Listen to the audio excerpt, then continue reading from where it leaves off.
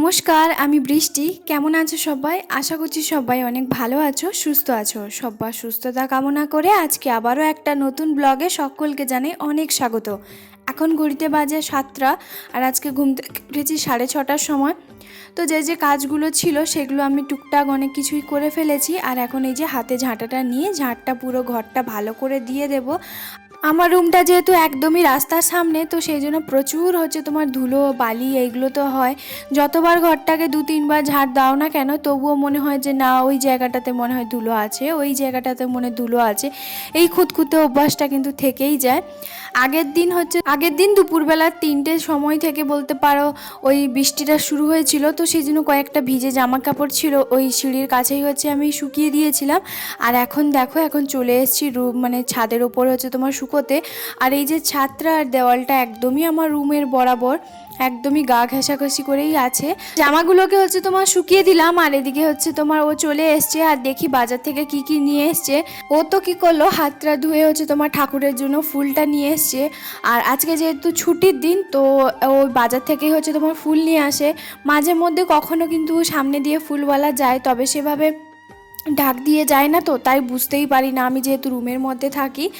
আর আমাদের রুমের ও ছাদে কিন্তু সেরকম ফুল গাছ নেই, ওই একটা কি দুটো। তবে এখন যেহেতু শীতকাল, তো ফুলটা সেভাবে পাওয়া যায় না, আর এরাও দেখেছি লাগায়নি। তো সেই জন্য আমাদের অসুবিধে একটুখানি হয়। আমি কি করি, ও কি করে যে বাজার থেকে নিয়ে চলে আসে। আর কখন হয়তো দেখি যে সকালবেলা ছাদে একটুখানি হাঁটাহাঁটি করছি, তখন যদি ফুলওয়ালা যায় তখন ফুলওয়ালার কাছ থেকে নিয়ে নিই।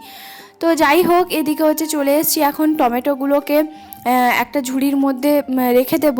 আর এই ঝুড়িগুলো কিন্তু আমার এখানে তোমার বিক্রি করতে এসেছিলো, তো সেখান থেকেই নিয়েছি। প্রথমে হয়তো আমি ভাবছি যে ও হয়তো আজকে বিরিয়ানি খাবে, তো ভেজ বিরিয়ানি খাবে বলে বলছে। তবে চিকেনটা যে নিয়ে এসছি আমাকে একবারে এখনও পর্যন্ত বলেনি। আমি ওই বিমসটা দেখে বুঝতে পারছি যে হ্যাঁ, আজকে হয়তো বিরিয়ানি হবে, ভেজ বিরিয়ানি। তো যাই হোক, সেই জন্য আমি সব কিছু তোমার বিমসগুলোকে বের করছি। আর জানো তো, তোমাদেরকে একটা দেখাচ্ছি জিনিস। আমাদের রুমের সামনে সবজিওয়ালা কিন্তু সবজি বিক্রি করতে আসে। যেহেতু রুমের সামনে বিক্রি করতে আসে, বুঝতেই পারছো একটুখানি তো দাম তো নেবেই।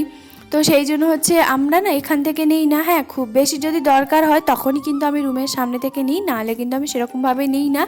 যেহেতু ও বাড়িতেই থাকে, সকালবেলার দিকটা ও কী করে, প্রতিদিনই তোমার বাজার গিয়ে একদিন ছাড়া একদিন বাজার থেকেই সবজি বাজারটা আমাদের কিন্তু আসে।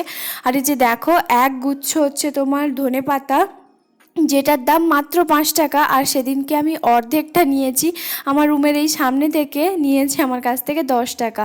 তো কতটা পার্থক্য বলো তো। এইগুলো তো সংসারে টুকটাক একটুখানি তো ভালো করে বুঝে শুনে নিতেই হয়। তবে সেই তরকারিটা যেহেতু দিতেই হয়েছিল, তো সেই জন্যই আমি নিয়েছি। আর এদিকে তোমার ধনেপাতার ওই মানে মাটির দিকটা না, ওটা ভালো করে কেটে এখন একটুখানি জলের মধ্যে দিয়ে দেব। আর এদিকে ও আমাকে বলছে যে একটুখানি মশলা মুড়ি করো, দুজন মিলে মশলা মুড়ি খাবো। তো সেই জন্য আমি ধনেপাতাটা কাটলাম, আর ও আমাকে বলছে যে আমাকে দাও, আমি ধনেপাতাটা কাটছি। আর ও যে দেখো এখানে টমেটো কাটছে। বাড়িতে যখনই থাকে টুকটাক আমার কাজে কিন্তু অনেকটা হেল্প করে দেয়। আর এটা বেশ ভালোই লাগে, একটা স্ত্রীর সঙ্গে যদি একটা পারদর্শী হয়ে স্বামীও কাজ করে দেয় না বাড়িতে থাকলেও, তো এই ব্যাপারগুলো ভালোই লাগে। তবে আজকে বিরিয়ানিটা আমিই বানাবো।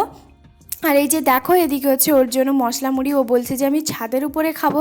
ও ছাদের উপরে হালকা একটুখানি রোদ বেরিয়েছে, আর এই শীতে তো একটুখানি রোদে বসতে বেশ ভালোই লাগে। তবে সেটা আমার কিন্তু ভালো লাগে না, আমার প্রচণ্ড পরিমাণে মাথা যন্ত্রণা করে। তো বেশিক্ষণ আমি থাকতে পারি না, 2-5 মিনিট থাকি, ওটাই আমার কাছে মনে হয় অনেক। আর এদিকে আমি ওকে চানাচুরি দেইনি, বলছে যে একটুখানি চানাচুর দাও। প্যাকেটটা যেহেতু ছিল, কাটাই হয়নি, আমি ভাবলাম তাহলে কৌটোর মধ্যে ঢেলে দিই। আর তারপরে ওকে তোমার চানাচুরটা দিয়ে দিয়েছি। এদিকে গ্যাসের ওপরে দুধটা সকাল 9:30টার সময় দিয়ে গেছে, তো সেই দুধটা তোমার বসিয়ে দিয়েছি।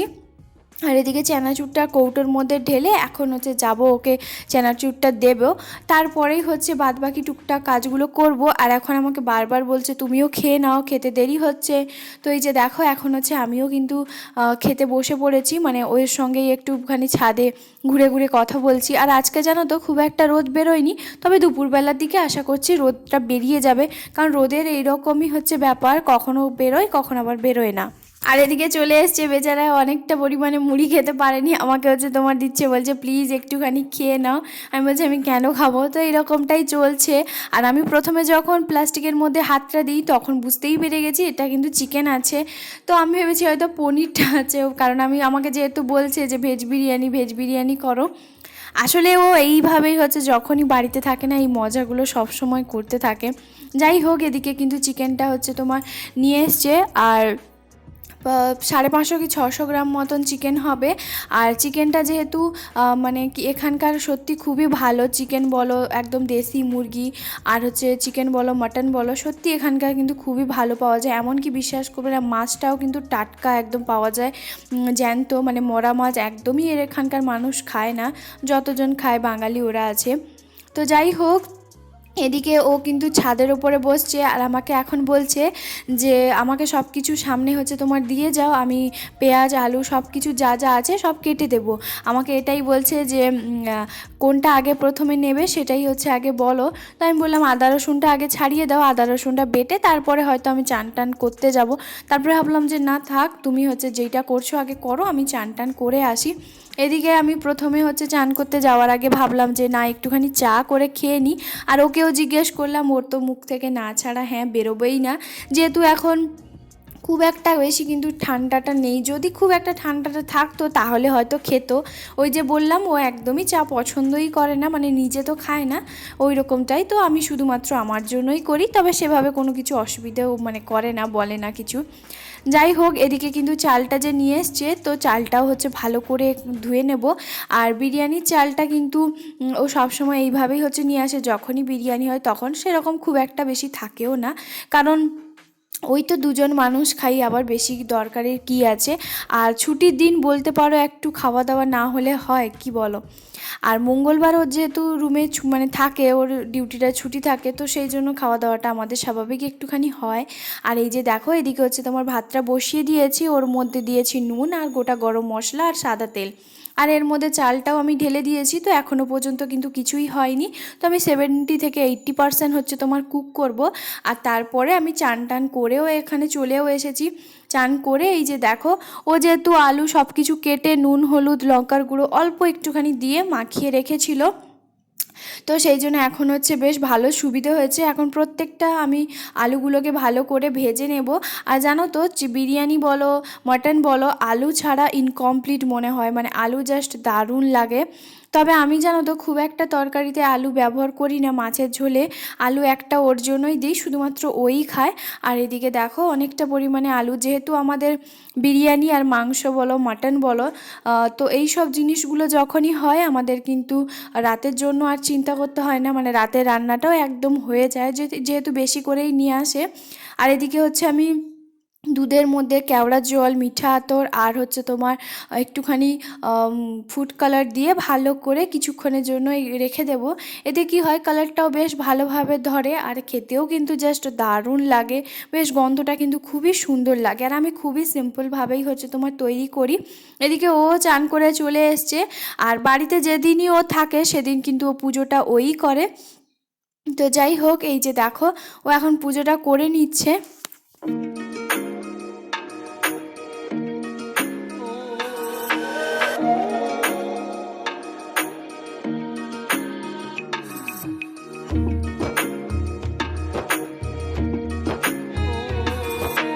আর এদিকে আমি চলে এসেছি মশলাটা ভালো করে কষিয়ে নিতে, ততক্ষণ পর্যন্ত আমি কিন্তু রান্নাবান্নাগুলো এদিকে করছি। আর একটার মধ্যে কিন্তু আমি রান্না কমপ্লিট করে ফেলি, খুব একটা আমার কিন্তু রান্না করতে দেরি হয় না। তো যাই হোক, সেই জন্য হচ্ছে যেহেতু অনেকটা পরিমাণে সকালে আমাকে অনেক কাজে পেঁয়াজ থেকে শুরু করে যা যা মশলাপাতি সব কিছুই কেটে ধুয়ে হচ্ছে তোমার পরিষ্কার করে আমাকে কিন্তু সব কিছুই করে দিয়েছে, সেই জন্য রান্না করতে আমার খুব একটা অসুবিধা হয় না যেদিন বাড়িতে থাকে। আর এদিকে হচ্ছে তোমার ও বলল যে আমি হচ্ছে গাজরটা হচ্ছে তোমার সব কিছু কেটে দেবো, তুমি ধুয়ে দাও। তো সেই জন্য দেখো প্রথমে হচ্ছে ওইভাবে গাজরটা কাটতে আমাকে বলছে এত বড় বড় করে কাটো না, আমাকে দাও আমি করে দিচ্ছি। তো সেই জন্য দেখো ও এখন রায়তার জন্য ছোট ছোট করে সুন্দর করে কাটছে। আর বিরিয়ানি হবে রায়তা ছাড়া তো একদম মনে হয় ইনকমপ্লিট, মানে খেতেই ভালো লাগে না, তাই না? আর এদিকে মশলাটা ভালো করে কিন্তু কষানো হচ্ছে।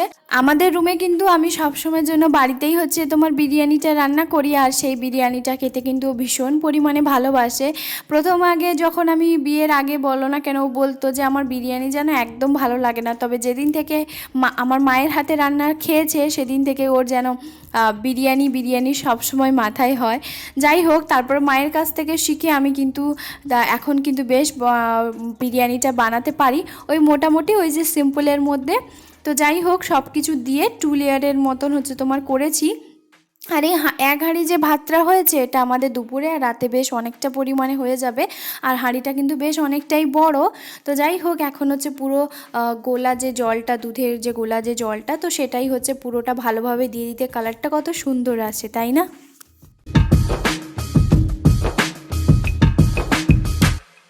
আর এখন হচ্ছে হাঁড়িটা বসিয়ে দেব, তাওয়া প্রথমে দেব, তারপরে হাঁড়িটা বসিয়ে দেব। আর এই যে দেখো কত সুন্দর করে ছোট ছোট ছোট ছোট করে একদম করেছে।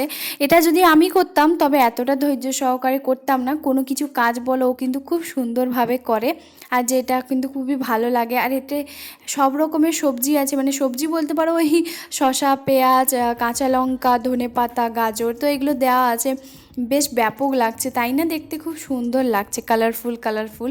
আর এদিকে সব কিছু একটা পাত্রে ঢেলে নেব। এতে হচ্ছে অল্প একটুখানি নুন দেব, বিট নুনটার পরিমাণটা একটু বেশি দিই, অল্প একটুখানি লঙ্কার গুঁড়ো, আর তারপরে হচ্ছে দেব তোমার চিকেন কারির যে মশলাটা, আর তড়কা মশলাটাও হচ্ছে আমার কাছে যেহেতু থাকে, সেটা দিয়ে ভালো করে কিছুক্ষণের জন্য রেখে দেব, কারণ একটুখানি পেঁয়াজ বলো সব কিছু সুন্দরভাবে ভিজে একটু গলে যায়।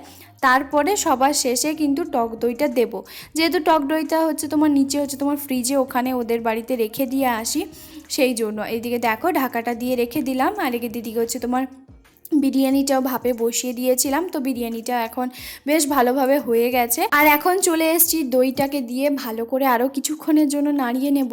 আর রায়তা জাস্ট দারুণ লাগে, ওরও কেন আমারও কেন জাস্ট দারুণ লাগে, সত্যি রায়তাটা খুবই সুন্দর হয়েছিল।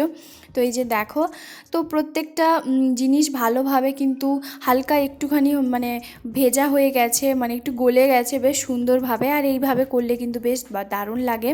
তো এই যে দেখো ঝরঝরে একদম বিরিয়ানিটা হয়েছে, আর দেখতেও খুব সুন্দর লাগছে, তাই না? তো এখন হচ্ছে সবটা বেড়ে নেব, মানে যতটা পরিমাণ এখন দুপুরবেলা খাবো ততটা পরিমাণ দুজনের জন্য বেড়ে নেব। আর ওকে কিন্তু একটুখানি বেশি চিকেনটা দেই, কারণ আমি একটুখানি ভাতটা নিয়ে নিই, আর তারপরে চিকেন 2 পিসই হয়ে যায়। তো ওই জন্য চিকেন বলো মাটন বলো আমাদের বাড়িতে কিন্তু যেদিনই হয় সেদিন ভাতের পরিমাণটা কম হয়, মাংস বলো মাটন বলো ওটাই একটু বেশি খাওয়া হয়, সেই জন্য। আর এই যে দেখো কত সুন্দর লাগছে, দুটো প্লেটে একদম সাজিয়ে দিয়েছি, দোকানের মতো লাগছে, তাই না? তবে খেতেও কিন্তু অসাধারণ হয়েছে, সেটা বলে বোঝাতে পারবো না। আর এই যে দেখো সবটা যেন খুব সুন্দরভাবে ঝরঝরে হয়েছে, ঝরঝরে পোলাও বলো বিরিয়ানি বলো সবটা কিন্তু যদি ঝরঝরে হয় খুবই ভালো লাগে। তো যাই হোক, আজকের ব্লগটা তোমাদের সবার কেমন লাগলো? যদি আজকের ভিডিওটার মধ্যে কিছু ভালো লেগে থাকে অবশ্যই লাইক কমেন্ট শেয়ার সাবস্ক্রাইব করতে একদম ভুলবে না। দেখা হবে আবারও একটা নতুন ব্লগে। সবাই খুব ভালো থাকবে, সুস্থ থাকবে।